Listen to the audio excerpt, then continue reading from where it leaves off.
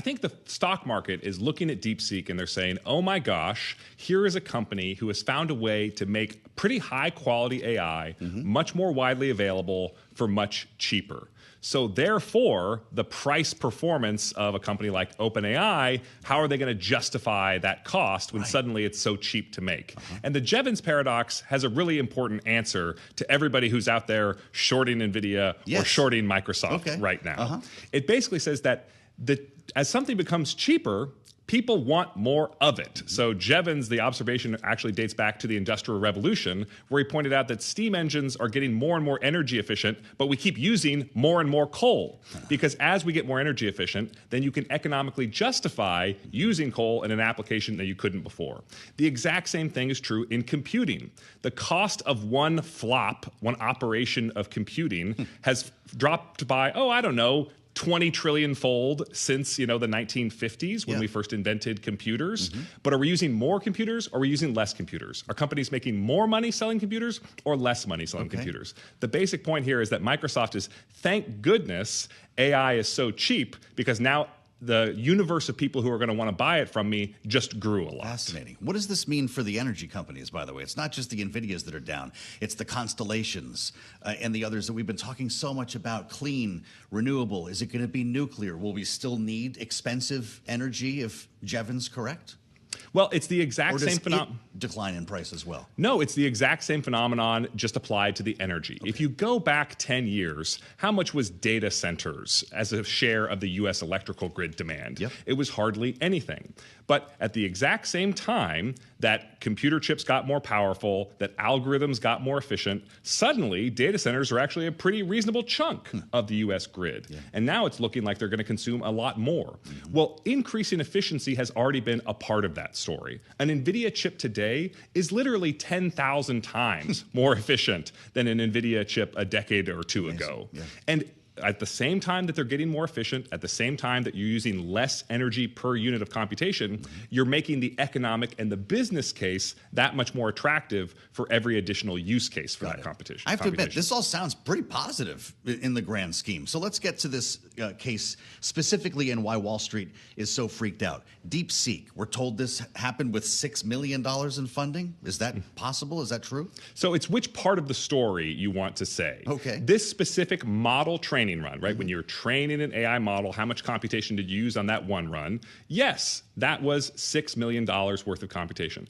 But there's all the other model training runs that didn't work, right? When DeepSeek says that's what it cost, that they didn't say their entire computing costs for all of their research and development, for all the work that went into creating this model was $6 million. They said this one individual training run was $6 million.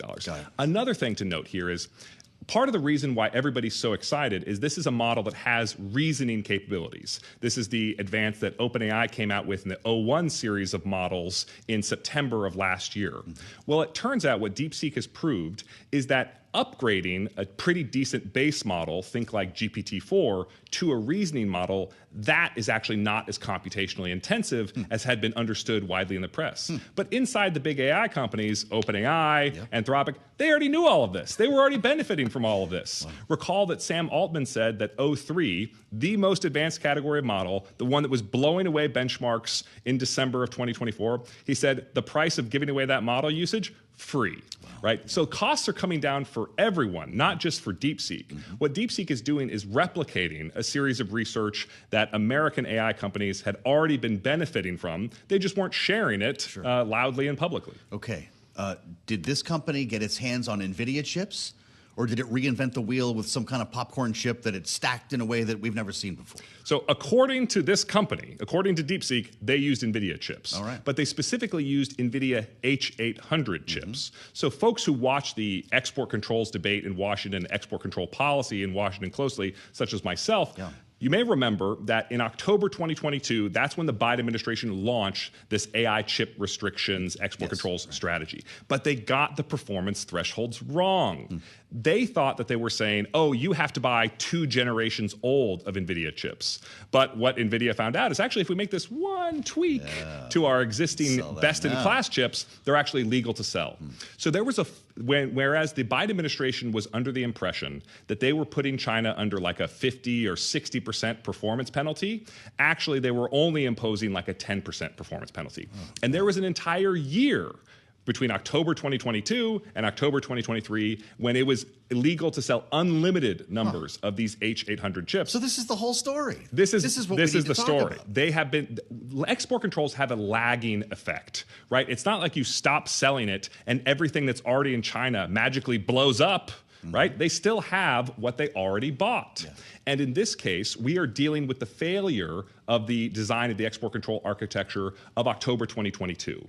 Later this year, we're going to start living through the success story of the October 23 architecture, the December 2024 architecture, and it came out of the mouth of DeepSeek's CEO. He said, the #1 challenge my company faces is U.S. export controls, right? When Biden and Xi Jinping meet to discuss foreign policy issues, time and again, I've heard this from Biden administration officials, time and again, Xi Jinping changes the topic back to these export controls and why he needs them to go away immediately. He's not asking to get rid of them because they aren't working. He's asking to get rid of them because they are working, because they are imposing significant costs.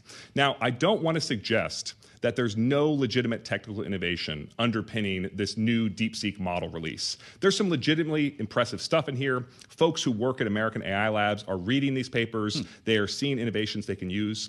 But think about what advantages America can secure that are durable and hard to replicate, and what advantages China can secure that are durable and hard to replicate.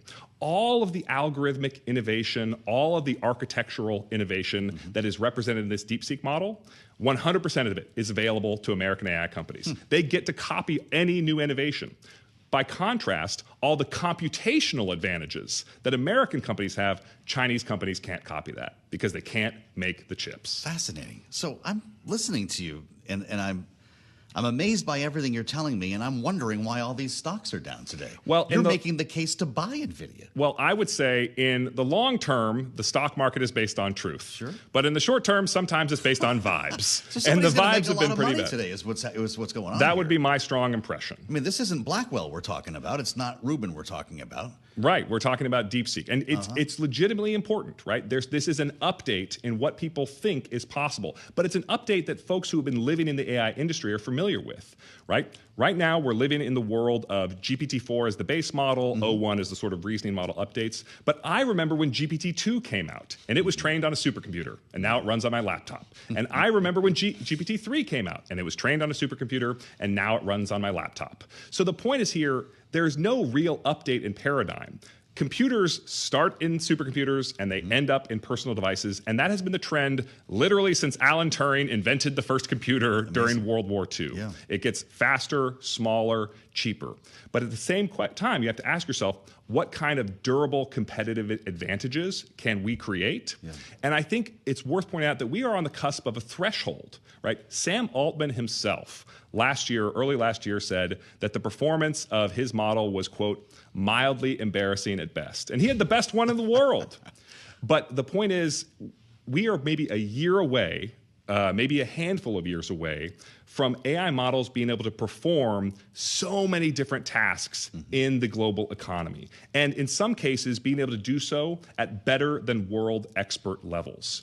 So we are approaching this threshold when AI will go from useful for some things, fun for some things, to shockingly useful at so many things. And the companies and the countries that cross that threshold first are going to have an extraordinary first mover advantage.